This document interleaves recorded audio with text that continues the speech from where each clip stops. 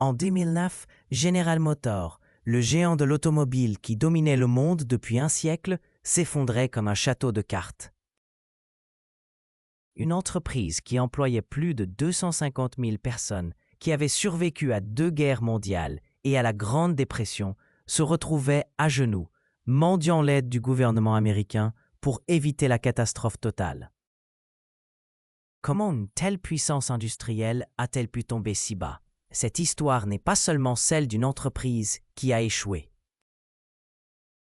C'est l'histoire d'un aveuglement collectif, d'innovations révolutionnaires ignorées et de décisions stratégiques désastreuses qui ont mené à la plus grande faillite industrielle de l'histoire américaine.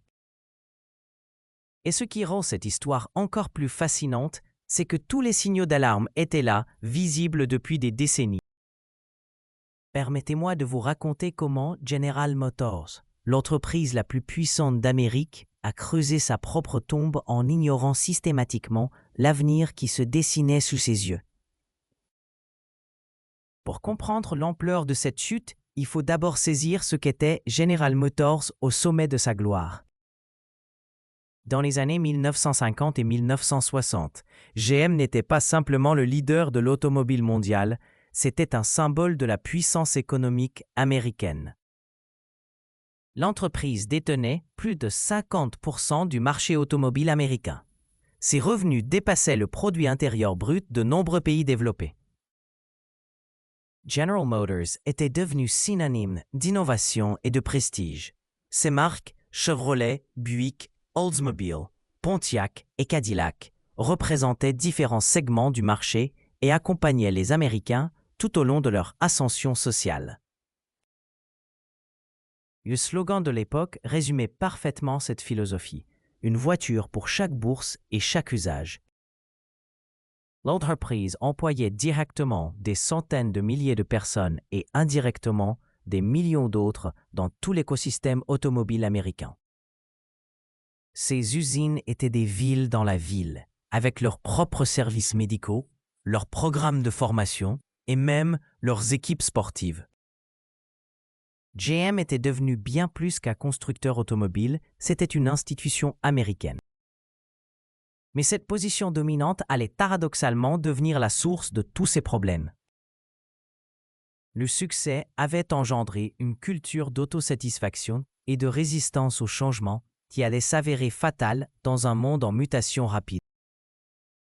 Le premier signal d'alarme majeur est arrivé dans les années 1970 avec les chocs pétroliers.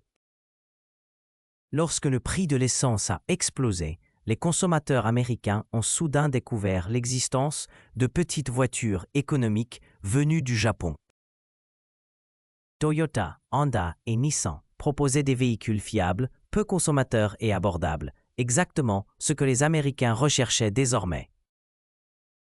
Pendant que General Motors continuait de produire d'énormes berlines et des muscle cars assoiffés d'essence, les constructeurs japonais gagnaient rapidement des parts de marché. Mais au lieu de voir cette évolution comme une opportunité d'innover, GM l'a perçue comme une menace temporaire à combattre par le lobbying et la protection commerciale. L'innovation la plus révolutionnaire que General Motors a ignorée était pourtant née dans ses propres laboratoires. Dans les années 1990, l'entreprise avait développé l'EV1, un véhicule électrique révolutionnaire qui préfigurait l'avenir de l'automobile. Cette voiture électrique était techniquement aboutie, silencieuse et offrait une autonomie respectable pour l'époque. Mais au lieu de voir dans l'EV1 une opportunité de reprendre l'avantage sur la concurrence, la direction de General Motors y voyait une menace à son modèle économique basé sur les moteurs à combustion et l'entretien régulier. L'entreprise a littéralement sabordé son propre avenir en arrêtant la production de l'EV1 et en récupérant tous les véhicules pour les détruire.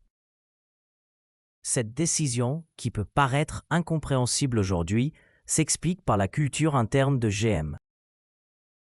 L'entreprise était divisée en fiefs qui se livraient une concurrence interne féroce. Chaque division protégeait jalousement ses intérêts, rendant impossible toute vision stratégique cohérente. L'innovation était perçue comme risquée et coûteuse, alors que les profits à court terme primaient sur tout le reste.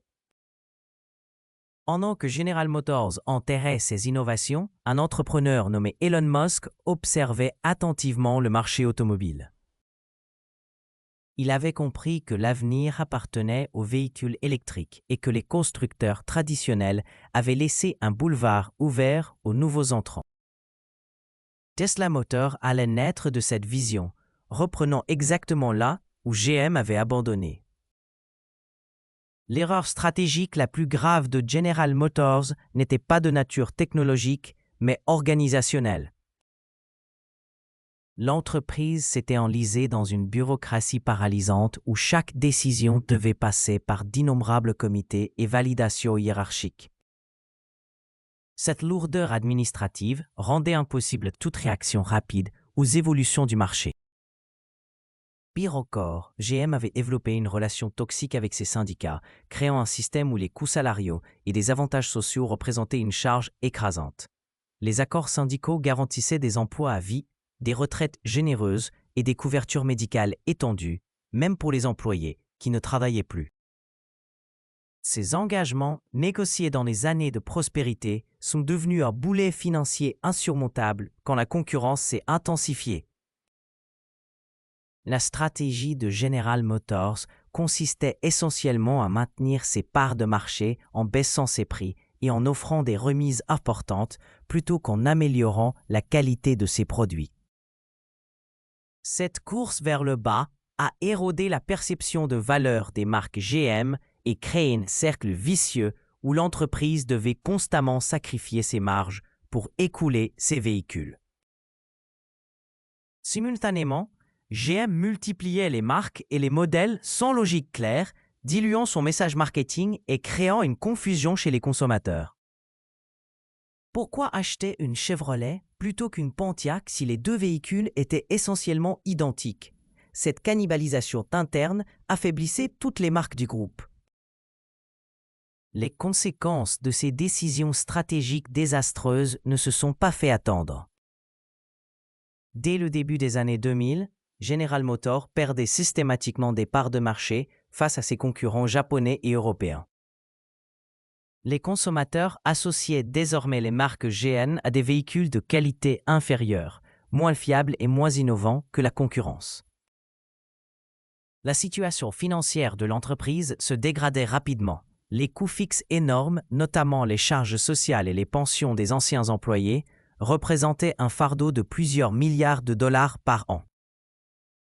Chaque véhicule vendu devait supporter une charge sociale d'environ 1 500 $, rendant GM structurellement moins compétitif que ses rivaux. La crise financière de 2008 a porté le coup de grâce à General Motors. Quand le crédit s'est raréfié et que les ventes automobiles se sont effondrées, GM s'est retrouvé dans l'incapacité de financer ses opérations courantes. L'entreprise brûlait plusieurs milliards de dollars par trimestre et se dirigeait inexorablement vers la faillite. En juin 2009, General Motors déposait le bilan, devenant la 4e plus grande faillite de l'histoire américaine. Le gouvernement américain a dû intervenir massivement, injectant près de 50 milliards de dollars pour éviter l'effondrement total de l'industrie automobile nationale. Cette nationalisation de facto marquait la fin d'une époque et l'aveu d'échec d'un modèle industriel qui avait dominé le monde pendant des décennies. La faillite de General Motors offre des leçons cruciales pour toute entreprise, quelle que soit sa taille ou son secteur d'activité. La première leçon concerne l'innovation et l'adaptation au changement.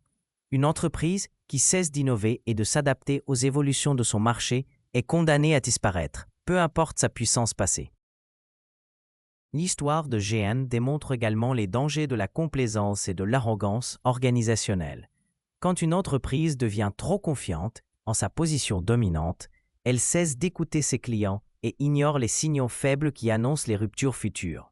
Cette myopie stratégique est souvent fatale dans un environnement concurrentiel. La gestion des coûts fixes représente une autre leçon fondamentale. General Motors s'était engagé dans des charges sociales et des coûts structurels qui la rendaient vulnérable au retournement économique. Une entreprise doit maintenir une flexibilité financière suffisante pour traverser les périodes difficiles sans remettre en cause sa survie. L'importance de la culture d'entreprise ressort également de cette analyse. GM souffrait d'une culture bureaucratique et de silos organisationnels qui entravaient la prise de décision et l'innovation. Une culture d'entreprise saine doit favoriser la collaboration, l'agilité et la remise en question permanente des pratiques établies.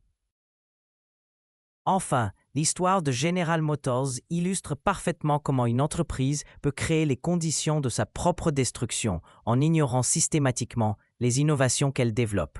L'EV1 aurait pu repositionner GM en leader de la mobilité électrique, mais l'entreprise a préféré protéger son modèle économique traditionnel plutôt que de préparer l'avenir. Aujourd'hui, General Motors tente de se réinventer en investissant massivement dans les véhicules électriques et les technologies autonomes.